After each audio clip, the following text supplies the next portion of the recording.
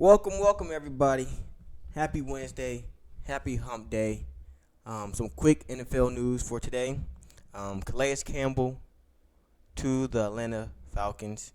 Very good pickup. Very good pickup. Shore up that defensive line. A nice veteran presence for the Falcons. He had definitely put some pressure on the opposing quarterback. Let some of the young guys um, get some lanes. Very good pickup for the Falcons. Marvin Jones Jr. to the Lions. Give Jared Goff another weapon. I'm telling y'all, man, the Lions are going to be for real. Take them seriously now before it's too late. That is my dark horse Super Bowl pick for next year. And you know, and I hate that I see some mock drafting quarterbacks for the Lions, man. I seen Anthony Richardson for the Lions. I seen Will Levis for the Lions, man. I don't think they need the quarterback. I think Jared Goff is good for another 5-6 years. That's just me. He did go to a playoff. He did go to the playoffs. He did make it to a Super Bowl. He did make it to an NFC championship. Stop disrespecting Jared Goff, man. Jared Goff is that guy. We all know he's better than Carson Wentz. And everybody was giving Carson Wentz praise, which Carson Wentz deserved his praise before he got hurt. That year he got hurt, he was on his way to the MVP, and I think the Eagles would have won that Super Bowl with him. And it's just that injury just basically derailed his career because he has not been the same since that knee injury. So if somebody correct me if it wasn't a knee injury, I think it was a knee injury, ACL. But man, ever since that injury, Carson Wentz has been the same, and Jared Goff just got better and better and better, and the Rams just threw him away, even though it worked out for them. I'm not taking anything from Matthew Stafford. Matthew Stafford was so underrated, was so just helpless in those Detroit Lion days. But I think Jared Goff can win a Super Bowl for your team. We got round 2 of our mock draft. I'm not going to really go like I did, like in depth and with the first round. And that's how the rest of it's going to go. I'm not going to name every pick. I'm just going to highlight some who I think are some sleepers, who I think kind of fell a little bit, and who I think, is going to be a very nice deal. Starting off with a steal, pick number 33, the Houston Texans take B.J. Ojulari out of LSU. And if you want to see the whole thing, it will be on my Twitter at TheRealBoxHero. So if you want to see the whole thing, you can see it on there. 34, Nathaniel Dale out of Houston, right receiver, going to the Cardinals, man. We don't know what they're going to do with D-Hop. Is Hollywood going to progress? I don't really know their other receivers. They got Chosen Anderson. Nathaniel Dale, man, had an incredible year. Over 1,300 yards at Houston. Very, very, very good pick. Antonio Johnson to the Raiders. I think that's a great pickup. The Raiders has been in safety hell for a long time. They have not had a very good safety in forever, man. So I think Antonio Johnson can be a great pickup for the Raiders at 38. The 38 pick in the second round. Luke Musgrave, tight end from Oregon State to the Saints. Derek Carr needs a playmaker. This guy, Luke, is a playmaker. Zay Flowers, pick 41 to the Titans. Jamie Robinson out of Florida State, safety to the Jets, to pair with Chuck Clark. An amazing defense that they got out there. Andre Carter to the Falcons. You got Calais Campbell. You need a young guy. You need a young, energetic guy. Andre Carter is a steal for the Atlanta Falcons. Very, very good player. Drew Sanders to the Packers at 45. And pick number 47. All right, so you got C.J. Stroud off the board. You got Anthony Richardson off the board. You got Will Levis off the board. You got Bryce Young off the board. At pick 47, the Washington Commanders take who I would have believed won the Heisman, who I believe was, you got Bryce Young and C.J. Stroud 1A, 1B. This would have been at 1C. I think these guys are all equally talented, all equally great. The Washington Commanders take Hayden Hooker out of Tennessee, quarterback. Hayden Hooker would have been a top 5 pick if he wouldn't have got injured. That's the only reason why I think he falls. I think out of all the quarterbacks, even out of C.J. Stroud and Bryce Young, out of all the quarterbacks, Hayden Hooker is the most pro-ready quarterback. He has the most upside out of all the quarterbacks, and he has the most potential out of all the quarterbacks, man. I think Hayden Hooker is a phenomenal person, genuine guy, great athlete. Hayden Hooker to the Washington Commanders. He probably won't start this year, but next year he'll be their day one starter. Moving on. Another quarterback off the board at 50. Another quarterback off the board at 50. This guy right here is not being talked about. He really, I saw him a couple of times during college, and he had a very, very, very good pro day. I think he had a better pro day than Will Levis. Jake Haener out of Fresno State. Go back and watch this guy play. You talking about zip? Jake has to zip. And I think Tampa Bay is the perfect situation for him because he doesn't have to be the day one starter. They got Baker Mayfield. We all know Baker Mayfield is pretty much a bridge quarterback now in his career. And I think Jake Haener can come in week 8, 9, take over Baker if Baker's not performing. So Jake Haener, 50. That's 6 quarterbacks in the top 50. Jake Haener to the Tampa Bay Buccaneers. Josh Down to the Seahawks to pair with Tyler Lockett and DK. A.T. Perry at pick number 53 to the Chicago Bears. Give Justin Fields that big body receiver, 6'5", out of Wake Forest, man. Give that big body receiver for Justin Fields. Somebody that can go up and get it, red zone threat. Another receiver, Rasheem Rice out of SMU. Another good productive wide receiver. Going to the Chargers. Pick number 56 in the second round, Manuel Forbes, Mississippi State.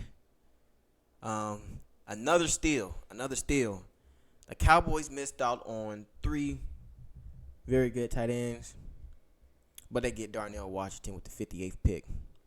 Oh my goodness. Dak does not have any excuses this year. You got CD. You got Michael Gallup. You traded for Brandon Cooks. I got y'all getting Bijan in the first round. You got Tony Pollard coming off an injury sometime next year. And you draft Darnell Washington, 6'8", 6'7", tight end out of Georgia. Whew, Dak. You better bring your shit, man. Eli Ricks out of Alabama to Buffalo. Somebody to pair with Tre'Davious White. Christopher Smith, who I love. I love Christopher Smith. I love this kid out of Georgia, the safety. I love this kid going 62 to the Eagles. At number 63, my Kansas City Chiefs take who I believe will be the steal of the draft. And I'm not saying that because I'm biased. There's no bias. Xavier Hutchinson out of Iowa State. Go on YouTube, go wherever you got to go to look at this man. Dog. And you give that would be Xavier Hutchinson, MVS, Kadarius Toney, Sky Moore, and then we all know the GOAT Justin Ross, man. What a receiving core. I think this would be the best receiving core since the Legion of Zoom that the Chiefs will have with those guys. So that's round 2. Like I said, the rest of the picks will be on my Twitter at TheRealBoxHero. We got 3 and 4 coming up later in the week. I'm excited for the football season. I'm ecstatic. I'm very excited. there's gonna be a lot of surprising teams doing some surprising things. I think the Texans make the playoffs. The Chiefs, like I said, are going back to back. I think the Bears and the Lions are both making the playoffs. Both. I said it. I think the Green Bay Packers aren't making the playoffs. Depending on what happened with the Jets quarterback situation, if Aaron Rodgers go to the New York Jets, Buffalo Bills are in trouble. I truly, I mean, I say a lot about Aaron Rodgers, but he's still that great quarterback. He's a Hall of Famer. You can't discount that. Um, depending on what happens with the Jets and their quarterback situation, the Buffalo Bills very well might be the third best team in that division, behind Miami, who I think is the best team in the division, behind the Jets, who can very well be one of the best teams in that division, might be the second best team in that division if they can get Aaron Rodgers or Lamar Jackson, or I don't know. Maybe they might pull a rabbit out of the hat. We'll see. Those teams got better. And a lot of teams got better. A lot of teams got better. A lot of teams stayed the same. Buffalo Bills are one of those teams that stayed the same. The Bengals, they stayed the same, but losing Von Bell and Jesse Bates, that hurts. Losing those two, that hurts. Their secondary took a big hit. They even lost Eli Apple, which this is not a big deal. You just lost an extra body. Losing Eli Apple hurts as well. So man, it's gonna be tough for the Bengals. You're gonna have to outscore people if you're the Bengals. And depending on what happens with Lamar and Baltimore, it's gonna be difficult for the Bengals to keep up if their defense is giving up points, if their secondary is giving up points. The Steelers are going to be better. I've been telling people this. If you give Kenny Pickett a full offseason to be the guy, to be the number one guy, I think he can be most improved. I think he'll be the most improved player next year. I mean, because he showed he could play the quarterback position when he came in, especially in the second half of the season. He showed that he can win you games. Just give him a full offseason. Get major reps with him Pickens and Deontay Johnson and Najee coming back. I believe Najee can be a top if he could just put it all together. The Steelers can just put it all together for him, and he can just package all of that. I think Najee has the potential to be a top 7 running back in the league. He showed spurts this year, man. If you could just put it all together, and if you can stay healthy, man, I can see Najee being a top 7 running back next year. The Browns, is Deshaun Watson going to come back? Is he going to be the Houston Deshaun Watson before all the mess, or is he just going to be Deshaun Watson, man? Who knows, man? I'm very excited for the season. I'm very excited. I'm excited for this rookie class. I think this might be one of the best rookie class we've had in a while. Last year rookie class was pretty good too. Last year rookie class was pretty damn good. I don't think there's a Tariq Woodland or a Sauce Gardner, or I don't think there's definitely a Breece Hall. Bijan Robinson, I think Bijan Robinson is, I definitely think can be the Breece Hall or the Kenneth Walker of this draft class. Will Anderson obviously is going to make some noise. Jalen Carter, Lucas Van Ness, man. Like I said, Christopher Smith is one of my favorite players in this draft. Man, this is going to be a very good, very, very good class.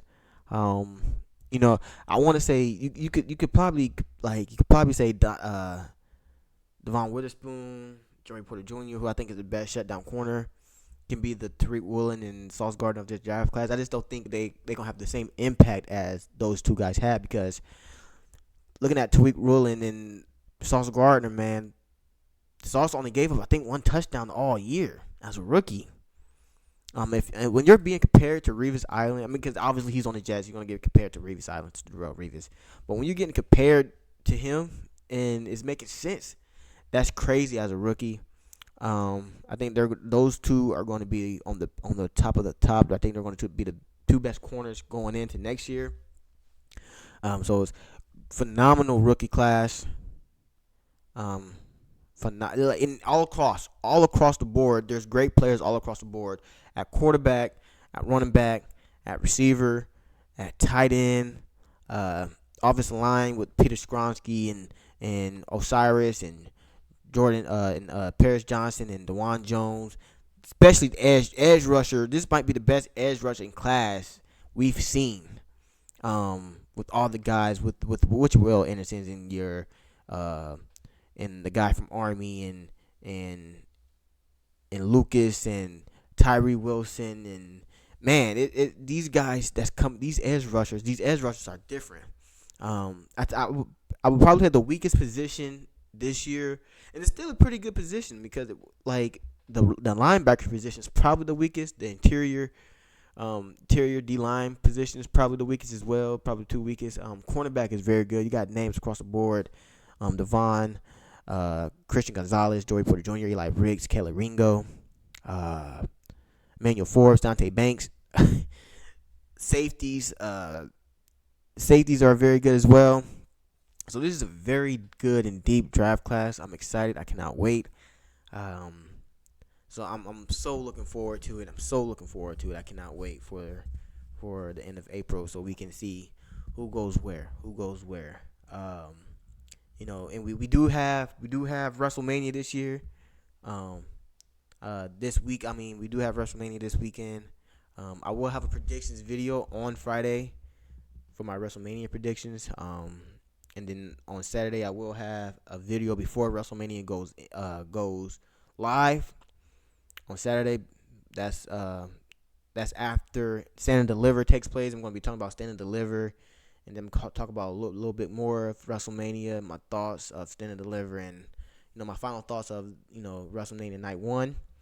And then it's gonna be a great week, great weekend. We got the NBA going on today. We got LeBron coming back for his second game after his injury against the Bulls again. See if they can bounce back. It's a great time for sports. Not really because football's not here, but that's neither here or there. But I want to thank y'all for coming to chill with me, coming hanging out with me, man. Don't forget to like, comment, and subscribe.